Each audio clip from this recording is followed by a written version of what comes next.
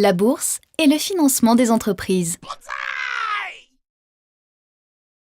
La bourse est un marché qui réunit des agents qui ont des besoins de financement, les entreprises, et des agents à capacité de financement, les investisseurs, qui peuvent être des épargnants individuels, des banques ou des sociétés d'investissement par exemple.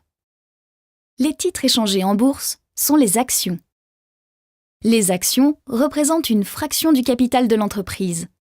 Lorsqu'un investisseur croit dans la capacité d'une entreprise à gagner de l'argent, il va acheter ses actions pour bénéficier de dividendes, dont le montant dépendra des bénéfices réalisés.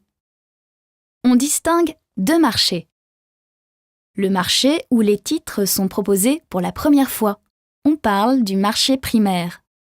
Ces titres sont vendus à un certain prix de vente, le prix d'émission. Et le marché où les titres s'échangent ensuite entre les investisseurs. On parle du marché secondaire.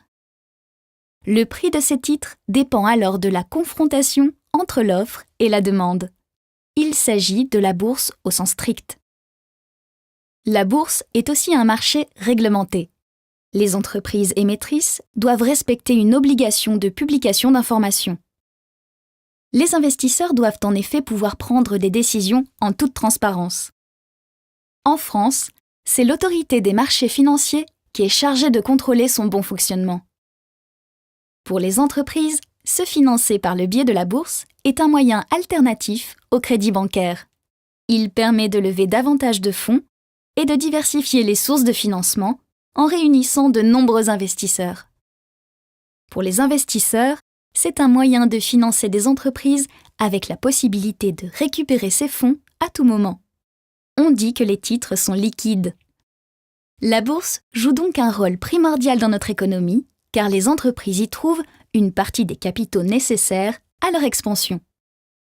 Cependant, la majorité des entreprises, comme les PME, petites et moyennes entreprises, et les ETI, entreprises de taille intermédiaire, n'y ont pas encore accès en raison de coûts administratifs et financiers trop élevés.